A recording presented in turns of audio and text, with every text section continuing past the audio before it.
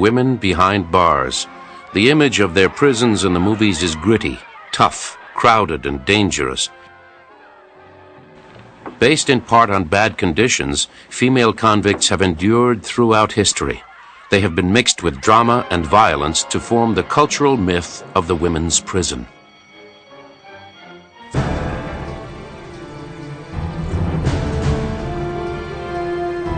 This is a real prison for women. The United States Federal Reformatory, Alderson, West Virginia. Its buildings dot an isolated hilltop in the shadow of the Allegheny Mountains. When it first opened 70 years ago, it was a vision of prison reform that addressed the needs and crimes of female offenders. A lot of the women who come here, they want to come here, they want to do their time, and they want to get back to their families. They haven't proven themselves to be the flight risk that men have traditionally been. But what truly highlights this prison are the women who have been confined here. A diverse cross-section from illiterates to college graduates, from spies to prostitutes, from political prisoners to would-be assassins. What they all had in common was that they were about to be locked up in the first federal prison built specifically for women. There was the revolutionary who opened fire on the U.S. House of Representatives. There were the infamous war criminals known as Axis Sally and Tokyo Rose. There was Billie Holiday, the world-famous jazz singer. And it was at Alderson where the wife of gangster Machine Gun Kelly was taken to serve her life sentence. The story of Alderson Women's Reformatory begins in the early 1900s when there were no federal prisons for women. There was simply no need, as few women had been convicted of any federal crimes. The 100 or so women who were federal prisoners were swept into filthy and disease-ridden corners of men's jails and workhouses. The United States government paid for their upkeep. Even states that boasted special reformatories for females reserved those for so-called redeemable women. The rest were subject to neglect and sexual abuse by male guards in men's prisons. Their numbers were too small to bring much attention to the problem.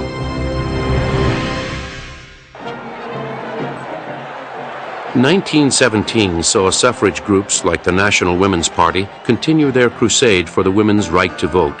That year, 16 suffragettes were arrested as they picketed the White House, allegedly for stopping traffic. Their crime brought them a prison term in the District of Columbia workhouse. In the following months, 170 more suffragettes, including National Women's Party leader Alice Paul, were sentenced to jails and workhouses in Washington, D.C. As the wives and daughters of influential men, as well as members of a national organization, their stories of conditions for women in prisons made headlines. They reported humiliating, forced stripping for baths, slave labor conditions, food that was infested with vermin, and a rigid system of silence. This was enforced with threats of beatings and a torture of near drowning called the water cure. Through accounts like these, Americans got their first glimpse at the appalling state of women behind bars. And the problem would increase as new federal laws sent the number of women convicted of federal crimes skyrocketing. Foremost among them was the Selective Service Act of May 1917. For the first time, there was legislation that specifically made a particular activity of women a federal offense, and that was the women who were prostitutes around the army camps. And it was a movement to control venereal disease. Other new federal laws included the Harrison Narcotics Act, the Dyer Car Theft Act, and the Volstead Act prohibiting the sale of alcohol. local prisons became overcrowded and increased their fees to house new federal inmates. The response from Washington came from a new and progressive Assistant Attorney General. She envisioned a federal women's prison that would satisfy both economy and humanity. Her name was Mabel Walker Willebrandt. Mabel Walker Willebrandt was charged with the task of finding a location to build the first federal prison for women. The town of Alderson petitioned to have the prison placed here, and in fact gave to the government approximately 200 acres on which to build a prison. The site was ideal. Alderson, West Virginia was the geographical center of the criminal population in the 20s. Its railroad line made it easily accessible for official visitors from Washington. And its setting, surrounded by mountains, offered a formidable obstacle to escape. Building began in 1924, with much of the labor done by inmates brought in from the federal penitentiary in Leavenworth, Kansas. What they built looked nothing like Leavenworth or any men's federal prison from the past. Those traditional penitentiaries were intimidating Gothic structures designed around a reform movement known as the Pennsylvania system. Under that system, inmates were subjected to a regimen of silence, penitence, and isolation. In contrast, Alderson looks like a college campus. Its designers closely followed the Georgian colonial architecture and layout of Bucknell University in Lewisburg, Pennsylvania. It was hoped that this layout would facilitate a new philosophy of rehabilitation known as the cottage system. The idea was to, as nearly as possible, make a more home-like setting, and each cottage was equipped with a kitchen and a dining room and a living room, and then quarters for 30 inmates. When they first began, the warder lived in the cottage, so you had a very different relationship. You were recreating a domestic scene. The 16 red brick cottages were built 2 stories high and separated by groves of trees and shrubs. But the prison's most striking feature is that it was built without visible security, no wall surrounding it, no guard towers looming above. The women inmates would seemingly be free to walk away from their prison at any time. There are no fences, no walls, because we hope, and it's proven that the barriers that exist are in their minds, and that's where they need to be. They need to realize that the consequences of leaving a place like this would be dire in terms of where they would go next. On April 30th, 1927, with the prison still under construction, the first 3 inmates were led to their cottage. Although Alderson had not officially opened, this began a grand experiment in women's incarceration.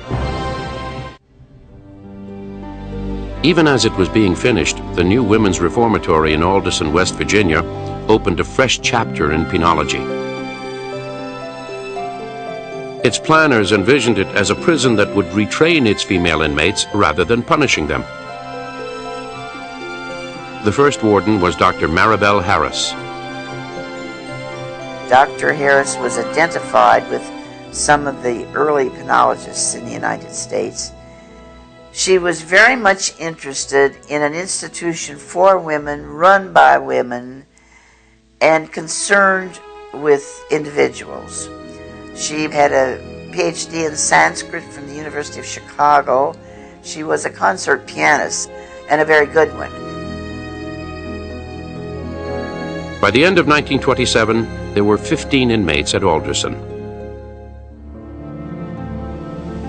Most were transferred from state prisons and workhouses where conditions for women had been even worse than for the men.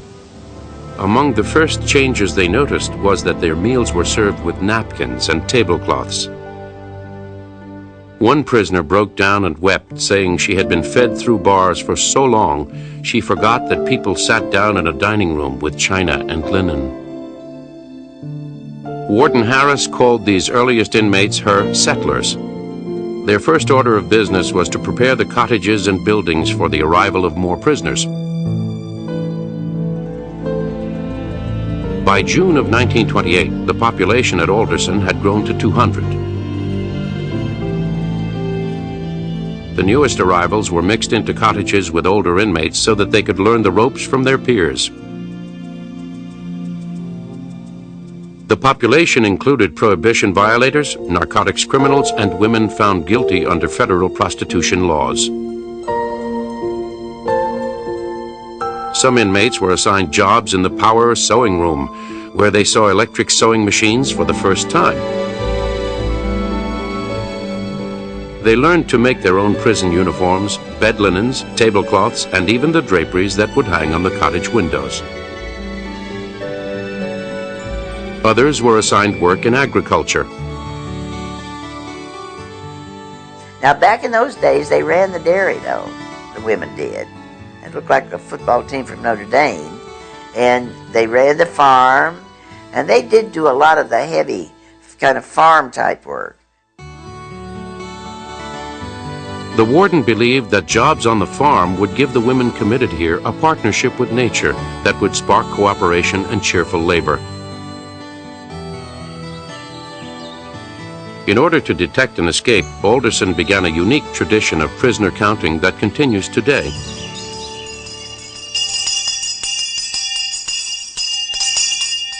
The bell ringing is a big part of Alderson history. It's been going on since the institution opened. Being an old facility, we don't have a PA system to call our count. So every afternoon during the 4 o'clock count, our correctional officers still use an old-fashioned teacher's bell to call for the count. That's a sign for the inmates to return to their rooms and stand on the door and be prepared for the count. Once the officers have counted the cottage, they ring the bell again, indicating to the inmate that the count is clear, and the inmates can then disperse.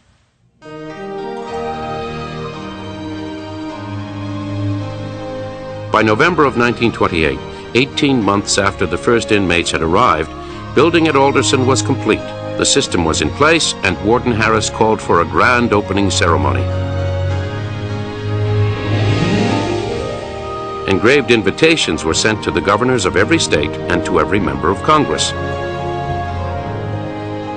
The inmates readied their cottages for presentation. Even specific instructions on how to wax the floors had been printed and distributed for the inmates to follow. On November 24, 1928, 1,000 visiting dignitaries gathered on the lawn for the formal ceremonies. It was very ostentatious. The women's clubs of the United States had been involved in it, and a lot of very prominent people. And it was a big beginning of the women's prison movement. The ceremony more resembled a college graduation than a ribbon cutting for a prison. The Star-Spangled Banner was sung. The governor of West Virginia, Howard Gore, gave the dedication. The inmates then served the guests afternoon tea in the cottages. Some inmates even found themselves serving the judges and attorneys who had sentenced them to Alderson. All went according to plan. The inmates almost appeared to like it here. It was Warden Harris's belief that she was not just showcasing her new prison. Receiving visitors in the cottages would help the inmates cultivate a sense of hospitality. Many of the guests even chose to stay the night in unoccupied cottages. For one night, they experienced the austere simplicity of an inmate's room: a desk, a simple bed, a window, a dresser. 50 years later, Bonnie Erford did time at Alderson on federal trespassing charges. She had been transferred from a maximum security prison. Her initial impression echoed that of Warden Harris's early settlers. When I first came to Alderson, I was I didn't want to hear anybody complain about anything because the rooms were spacious. There were 2 people to a room with bunk beds, and there was a closet, and there was a window that you could actually open, and it was bright and airy, and there was green space outside. There were no fences with barbed wires. There were no guard towers. There was a bridge club, and there were ethnic clubs, and there was a ceramic studio, and you could be outside. You could literally walk around this nice green spacious area. But Alderson was very much a prison. Even in the absence of an outer wall, escape was nearly impossible. There was nowhere to go.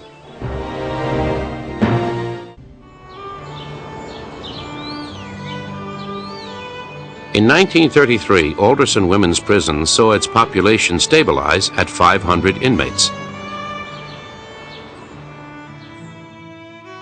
In addition to a regular schedule of work and education, there was a recreation building where the women were encouraged to participate in drama and musical performances or in the choir.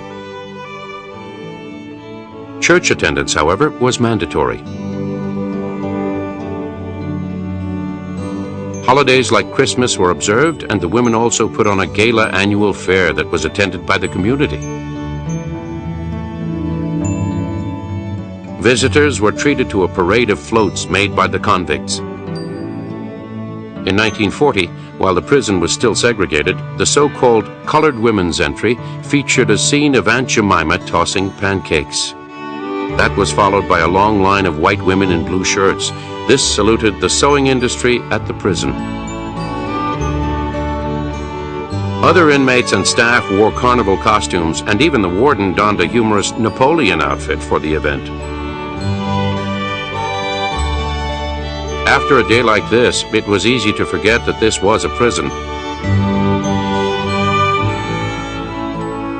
In 1933, Alderson received its first notorious offender. Catherine Kelly was the wife of bootlegger and bank robber George Machine Gun Kelly. Even before she bought her husband his first Tommy gun, Catherine had a family background in crime. One uncle was in Leavenworth for car theft. Another was a counterfeiter. Her aunt was a prostitute, and her cousin was a bootlegger. Catherine herself had been arrested once for shoplifting. In July of 1933, the Kellys masterminded the kidnapping of oil millionaire Charles Urschel in Oklahoma City.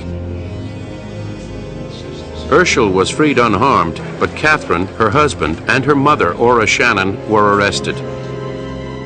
They would be the first to be tried under Congress's new anti-kidnapping law, inspired by the abduction and murder of the son of Charles Lindbergh. It was the first time that newsreel cameras were allowed inside a federal trial, and it became one of the most exciting and publicized courtroom dramas of the era.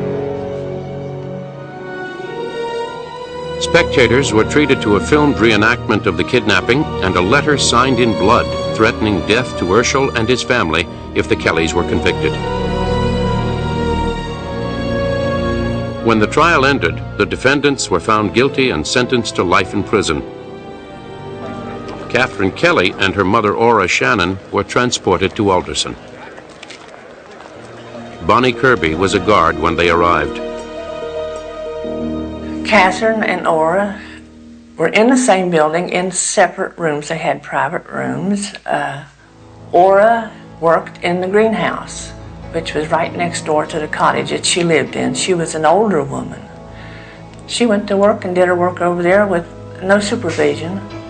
And Catherine worked at that time we called it the garment factory, where they did sewing. The next famous inmate at Alderson did not come from the underworld. One of the more, shall we say, interesting or well-known residents at the institution was Billie Holiday, the famous jazz singer. I'm fooling myself, and I mean it, just fooling myself. In May of 1947, Holiday was arrested in Philadelphia on federal narcotics charges and sentenced to 1 year in prison.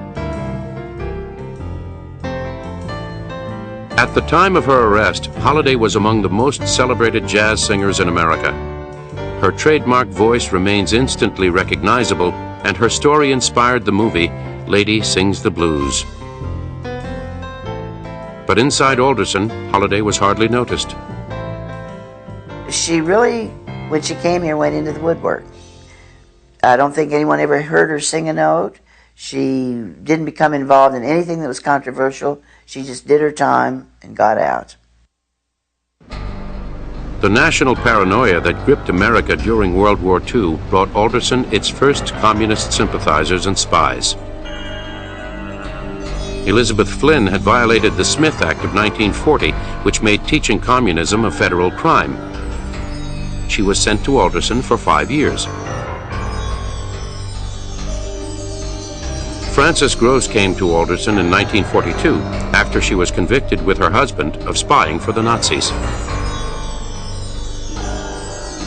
Teresa Behrens fainted in court when she was sentenced to 20 years at Alderson for violating the Wartime Espionage Act in 1944. Behrens had obtained U.S. Navy blueprints and code books during World War II and sent them to Germany. The post-World War II era brought 2 more infamous prisoners into Alderson's cottages. They were sent here for war crimes. Iva Toguri, a U.S. citizen, had become stranded in Japan during the war. She found a job broadcasting in English at the national radio station. Well, how are all my darling little dopes tonight? From this, she became known as Tokyo Rose, the sultry temptress who would broadcast propaganda to the GIs stationed in the Pacific. What you need is some good jive. I mean solid. When the war ended, she returned to the States, where her broadcasts were labeled an act of treason. On September 29, 1949, Iva Toguri was convicted and sentenced to 10 years at Alderson Women's Prison. Iva was a fine gal. She was a lady and very, very energetic.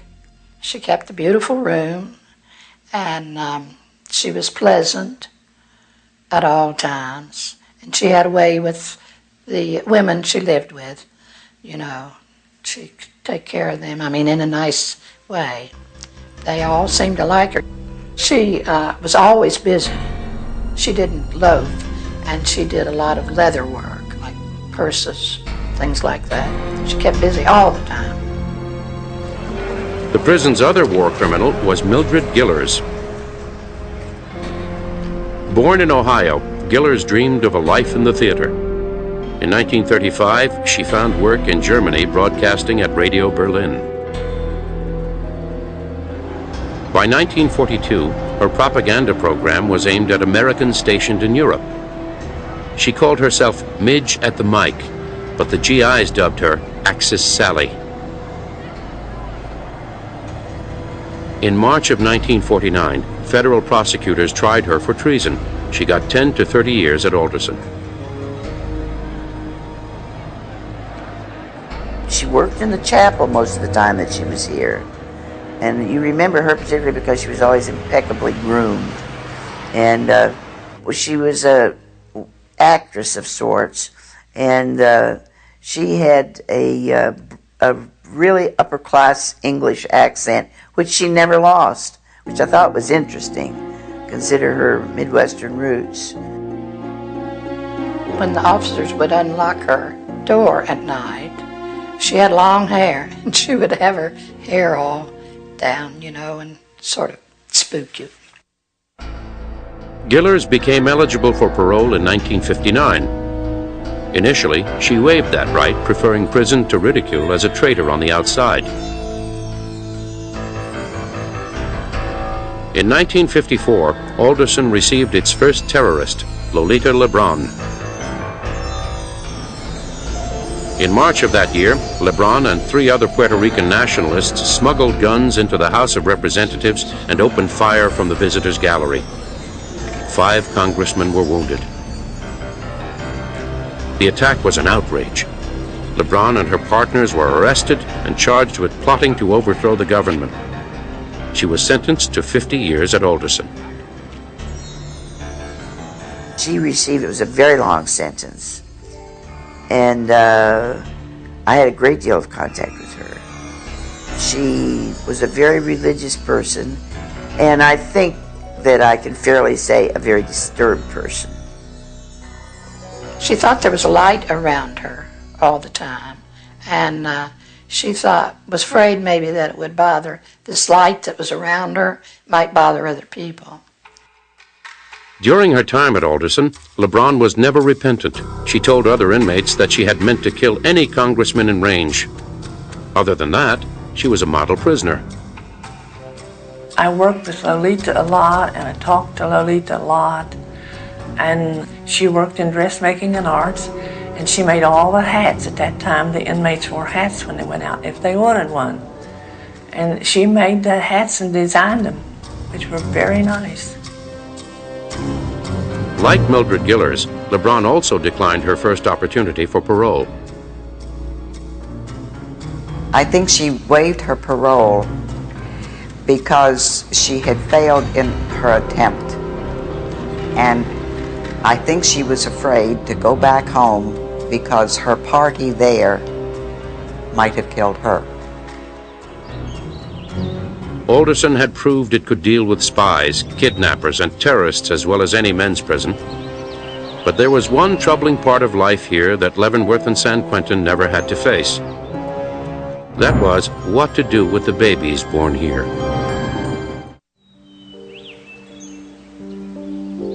Alderson took a new approach to the confinement of female prisoners. Its founders hoped that by treating the women to a home-like setting, they would be reoriented toward a productive role in society. But it was still prison. As the population inside grew, so would the number of broken lives, desperate mothers, and children born in federal prison.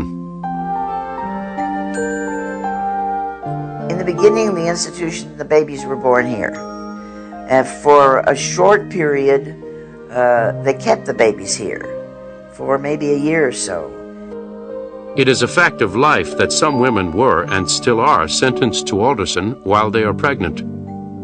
And the babies were kept in the cottages in a little bed, and the mamas took care of them. But, you know, we all loved the babies when we worked in their cottages. At one time, I know they were kept here until they were 3 or 4 years old, because when I first came, there was a playpen and a baby bed in the attic of every cottage. But from the beginning, there was always the question of what to do with the babies. The Bureau acted like they weren't here, in that they did not give us per capita money for them. And babies cost money. It cost money to feed them and to keep them. And so that was a bone of contention. In the 1960s, social workers from the Federal Department of Health and Human Services stepped in to address the problem. Now, I'm not sure just how much a baby is going to be aware of being in a prison, but the sense was we must rescue the children from the prison. Today, expectant mothers are taken to a nearby hospital for birthing and the children placed in foster care. They come to the prison's nursery only for visiting day. Still a disturbing feature of the prison remains, a small cemetery on the front lawn of the warden's house. That's babies that were born here and died, and they were buried over there. I don't know any reason that they were buried over there, except that they couldn't afford to send them home, or no one to send them to. Just a short walk from the cemetery is a stark reminder that Alderson has had its share of violent and unpredictable female convicts. To deal with them, the prison built Davis Hall. Surrounded by a security fence topped with razor wire, Davis Hall is a dramatic contrast to the cottages that house the majority of the inmates here. Its windows are screened in steel. Its cell doors are reinforced to provide maximum security. And that was the unit where we housed inmates who were not able to function in the general population. Inmates who may have been assaultive, aggressive, predatory were taken to Davis Hall, where they were housed for the safety of themselves and for others. Davis Hall has housed some of Alderson's most notorious offenders. Lynette Squeaky Frome was a disciple of convicted mass murderer Charles Manson. Although not indicted for his infamous killing spree in Los Angeles, she stood vigil outside his trial and became the Manson family leader in his absence. In 1975, during an outdoor public appearance, she pointed a loaded pistol at then-President Ford. Wrestled to the ground before she could fire, she was arrested, sentenced to life in prison, and sent to Alderson. Lynette was held on the second floor of Davis Hall, which was our jail within a jail, actually. And she was there the whole time that I was working with her. Most of the time was fed in her room and lived there. That was her home. And she made it as comfortable as she could in the limits that she was under, but she didn't have any freedom. Once a day, Frome was escorted to the yard behind Davis Hall, where she would enjoy 1 hour outdoors, surrounded by razor wire. She never seemed to mind being confined the way that she was. She never expressed to me any hopes of ever getting out. Eventually, Frome was allowed to join the general population of the prison. She met up with Sandra Good, her ex-roommate and fellow Manson family member. Good was serving 10 years in the prison for sending threatening letters through the U.S. mail. At Alderson, Sandra Good and Lynette Frome were permitted to dress in the familiar red and blue clothing that they had worn as members of the Manson family. They also received mail from Charles Manson. The incoming mail was always censored in the mailroom. His was hard to read because he had only a third-grade education, and there were never any capitals, there were never any punctuations. It just ran on and on. In December of 1987, the two received word that Manson was ill. Frome escaped, hoping somehow to see Manson, who was serving a life sentence in California. She never made it. Prison guards searched the rugged area around the prison with bloodhounds and after 2 days recaptured her as she emerged from the woods. Frome was ultimately transferred to the federal institution at Carswell, Texas, where she is serving out her life sentence. Good was released in 1986.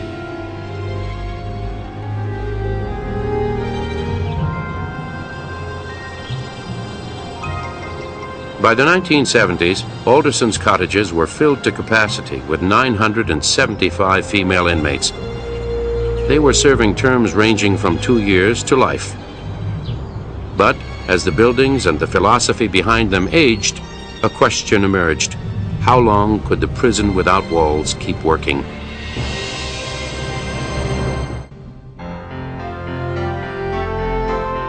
From the beginning, the prison staff at Alderson noted that while its female inmates were cut off from their husbands and families on the outside, they formed substitute families on the inside. More than a prison, Alderson became a society of women. There's a lot of lesbianism in a situation like this.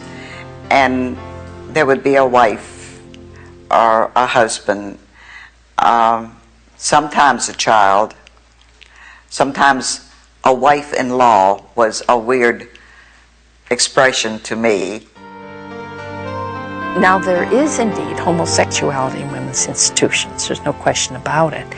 But for a significant number of these relationships, what you're basically recreating is not the sexual dimension of the relationship, but the dependency relation, the whole having someone to go to the movie with, someone you can talk to, someone that you can have an intimate relationship with. It was Alderson's cottage system that enabled these covert families to exist. I would presume that most of them would be in the cottages. I really would. It's almost like little girls playing house. I mean, it really is. And they depend on each other for services. So what gets built up is your family member who works in the kitchen brings contraband food. The family member who works in the laundry puts good starch in. But the key one is often the relationship of husband-wife. Prison regulation made sex between inmates a punishable act. It was something we frowned on, of course. If we found two women in the same room with the door shut, they both went to Davis Hall. We controlled it as much as we could, but it still existed. While homosexuality is a constant in Alderson's history, there has also been gradual change here. By 1970, the inmates no longer cooked or ate meals in the cottages. Instead, a cafeteria capable of feeding the entire prison was added. Today, it provides a standardized menu in a centralized setting. Prison industry expanded from the original power sewing room to a large-scale garment factory. The inmates earn up to $63 per week and manufacture a variety of garments used by federal prisons across the country. The level of inmate cooperation also changed, and after 44 years in operation, Alderson Women's Prison had its first and only riot.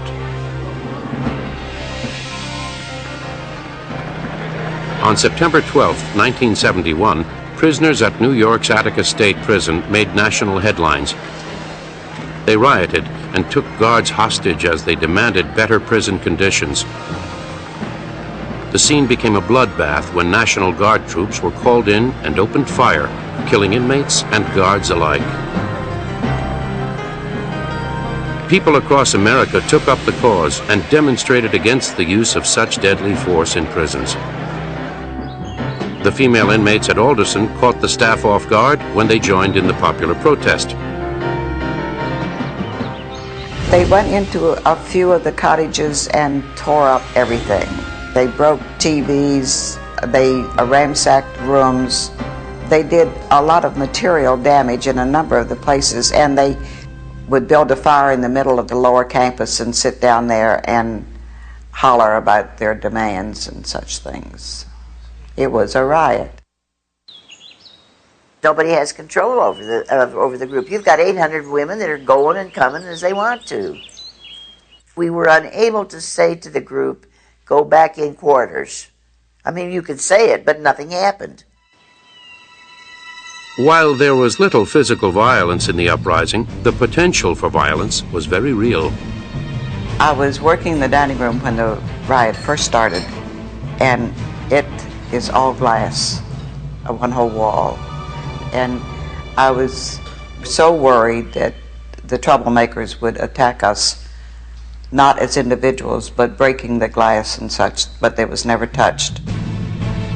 A SWAT team armed with tear gas, high-powered weapons, and riot gear was quickly assembled in nearby Lewisburg and brought to the prison. They quelled the disturbance without serious injury. Alderson was returned to order. The 1980s saw a new wave of prisoners at Alderson who had been arrested while protesting against the government. In the 1920s, it had been the women's vote. 6 decades later, it was nuclear arms. Bonnie Urfer was arrested during a protest in 1987.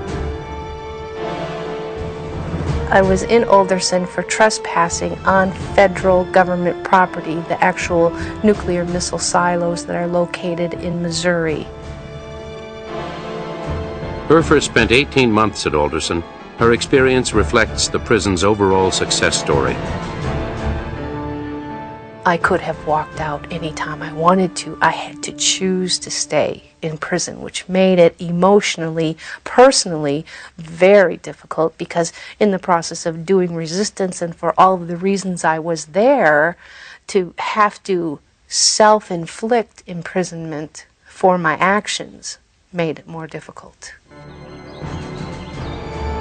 After 70 years, it can safely be said that even with no outer wall, this women's prison works.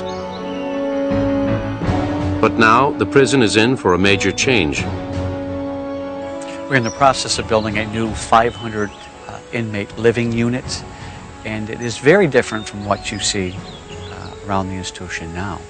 It's going to be one large, massive building with 4 floors, as opposed to the 2-floor, small, sort of independent cottages that we have around the institution right now. One by one, Alderson's cottages will be phased out in favor of the large prison-style housing unit. The primary reason for the change is economic. As the ornate cottages with their colonial-style accents grow older, the cost to renovate them, according to federal prison standards, is prohibitive. I think primarily from a cost-effective standpoint, it makes more sense to build one large building that can house that number of inmates and do it efficiently. We're trying to be good stewards of the taxpayers' money here and build a very functional prison, but at the same time limiting some of the amenities that you might have seen in the past. As the new building nears completion, the one question that has followed Alderson since the beginning comes up again. Will it work? Whether it was the removal of the kitchens and the dining rooms from the cottages to a central area. Sort of step by step through time, Alderson has shifted from that original pattern. Today, Alderson Women's Federal Reformatory is run by men. It will continue to house 850 female inmates well into the millennium. And there are no plans to build an outer wall. For the federal prisoners inside, life is likely to worsen. For the prison system, the grand experiment in women's incarceration may be about to end.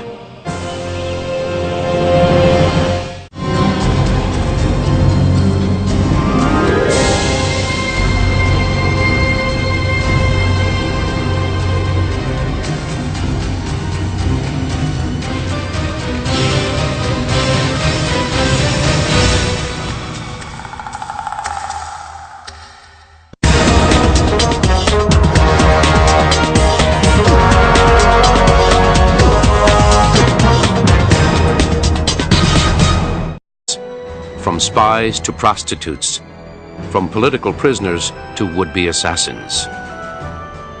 What they all had in common was that they were about to be locked up in the first federal prison built specifically for women. There was the revolutionary who opened fire on the U.S. House of Representatives. There were the infamous war criminals known as Axis Sally and Tokyo Rose. There was Billie Holiday, the world-famous jazz singer. And it was at Alderson where the wife of gangster Machine Gun Kelly was taken to serve her life sentence. The story of Alderson Women's Reformatory begins in the early 1900s when there were no federal prisons for women. There was simply no need, as few women had been convicted of any federal crimes. The 100 or so women who were federal prisoners were swept into filthy and disease-ridden corners of men's jails and workhouses. The United States government paid for their upkeep. Even states that boasted special reformatories for females reserved those for so-called redeemable women.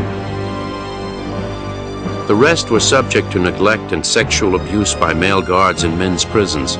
Their numbers were too small to bring much attention to the problem.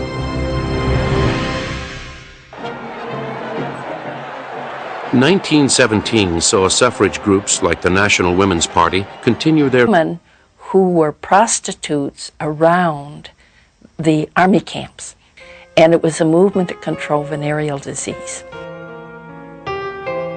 Other new federal laws included the Harrison Narcotics Act, the Dyer Car Theft Act, and the Volstead Act prohibiting the sale of alcohol. Local prisons became overcrowded and increased their fees to house new federal inmates. The response from Washington came from a new and progressive Assistant Attorney General. She envisioned a federal women's prison that would satisfy both economy and humanity. Her name was Mabel Walker Willebrandt. Mabel Walker Willebrandt was charged with the task of finding a location to build the first federal prison for women. The town of Alderson petitioned to have the prison placed here, and in fact gave to the government approximately 200 acres on which to build the prison. The site was ideal. Alderson, West Virginia was the geographical center of the criminal population in the 20s. Its railroad line made it easily accessible for official visitors from Washington. And its setting, surrounded by mountains, offered a formidable obstacle to escape. Building began in 1924, with much of the labor done by inmates brought in from the federal penitentiary in Leavenworth, Kansas. What they built looked nothing like Leavenworth or any men's federal prison from the past. Those traditional penitentiaries were intimidating Gothic structures designed around a reform movement known as the Pennsylvania system. Under that system, inmates were subjected to a regimen of silence, penitence, and isolation. In contrast, Alderson looks like a college campus. Its designers closely followed the Georgian colonial architecture and layout of Bucknell University in Lewisburg, Pennsylvania. It was hoped that this layout would facilitate a new philosophy of rehabilitation known as the cottage system. The idea was to, as nearly as possible, make a more home-like setting, and each cottage was equipped with a kitchen and a dining room and a living room, and then quarters for 30 inmates. When they first began, the warder lived in the cottage, so you had a very different relationship.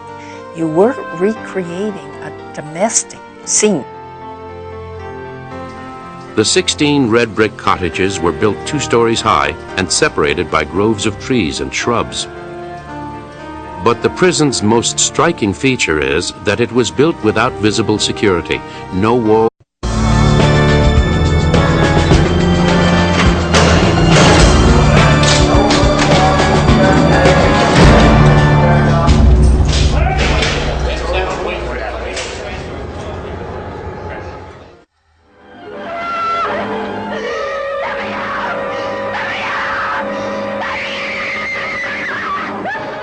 Women behind bars. The image of their prisons in the movies is gritty, tough, crowded, and dangerous.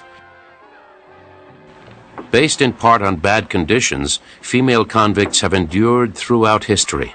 They have been mixed with drama and violence to form the cultural myth of the women's prison.